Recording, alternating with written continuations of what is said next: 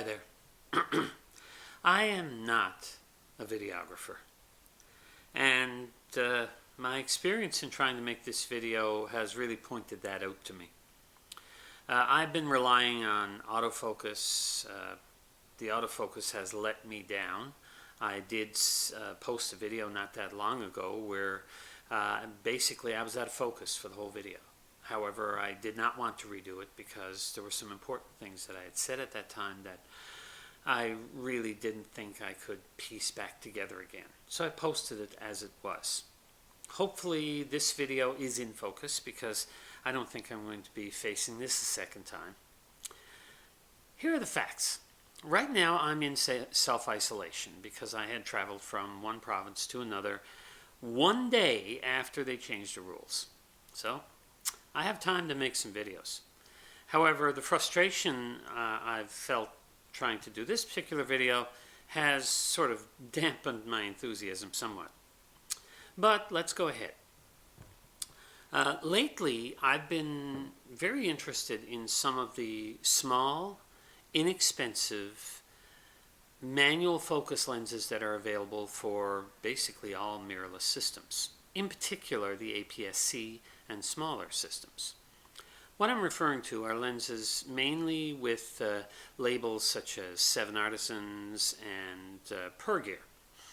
Now the 7 Artisans lenses are more expensive. The Per Gear lenses are quite inexpensive. Having viewed a lot of reviews on YouTube and read a few offline, I'm getting the impression that overall these are not terrible lenses. Considering their price tag, it's amazing. But that's what I want to try and get into, I think. Right now I have one of them. I have the 7 Artisans 7.5mm f2.8 fisheye. I got it in Sony mount because my Olympus gear is, well, let's call it my serious gear for now. For Olympus, I have a couple of high-quality zooms. I have a prime. I have the lens that's shooting here right now, which is a video-centric lens. And I've gotten used to the system, and I like the results I'm getting. The result is that my primary system, the system that I will do all of my quote-unquote serious photography with, is going to be Olympus. This came to me fairly recently from my son. It is an older Sony. It's an NEX camera. It's the last of the, I will call it serious cameras that Sony made with the NEX brand before they started switching everything to Alpha. So the direct link from this one, the next model in the line, was the A6000. The A6000 has higher resolution, it has more focus points, a more sophisticated focus system, but the build quality is not quite as good, and the viewfinder is considerably lower resolution. This had the higher resolution for its time, 2.36 million dot viewfinder. So, with this camera and the fisheye lens, I've had some interesting results. Now, looking at the reviews of the Per Gear lenses in particular, I've noted that one of the biggest arguments is that they do have significant vignetting on an APS-C body. They are probably better suited for Micro Four Thirds. However, here's where field of view is coming into it. I don't want a 25mm f1.8 lens for Micro Four Thirds. I already have a 25mm f1.7 autofocus lens, a new modern design lens. It is a normal field of view. I want something more like a 35mm in full frame. So the 25mm f1.8 comes out to, what, 37.5, I think, millimeter equivalent when I put it on APS-C. The same is true of the 35mm, the 35mm f1.6, or if I decide to go in that direction, the 7 Artisans 35mm f1.2. That will give me a field of view, again, of I think it's around, let's see, 52 to 53 millimeters in full frame equivalent, so a normal lens. And if I get the 50 millimeter f1.8, that of course gives me a 75 millimeter equivalent. So I will have a moderately wide, a normal, and a moderately telephoto. In other words, I would have the walk-around lens, the normal view lens, and the portrait lens. All in manual focus, all with manual apertures, and I think they're going to be a lot of fun. They have issues. The coating is not that good, so there are issues with flare, but as J.J. Abrams would attest, flare can have its place.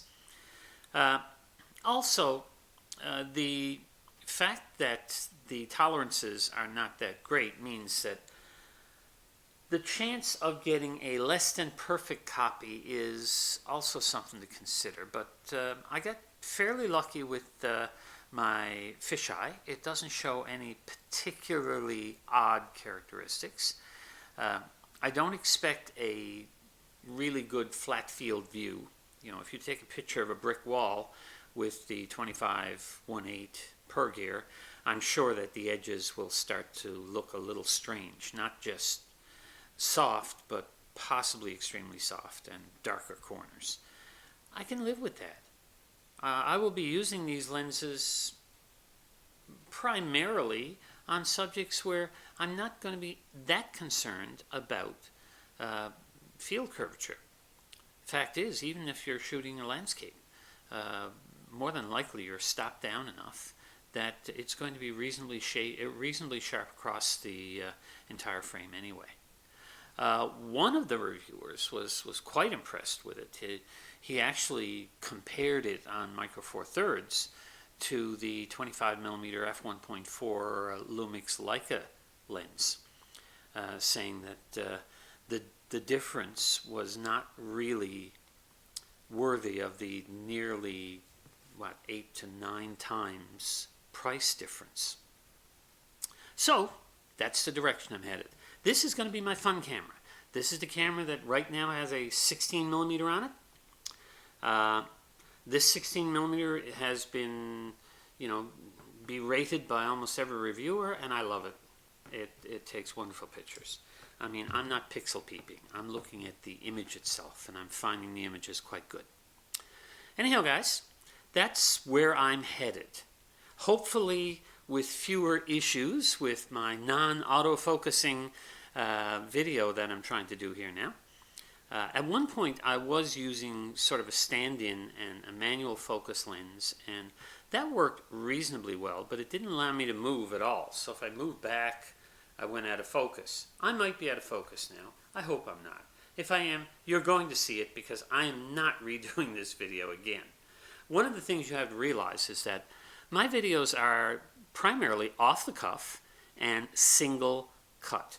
You notice that you will rarely see evidence of cuts in my videos because there hardly ever are any.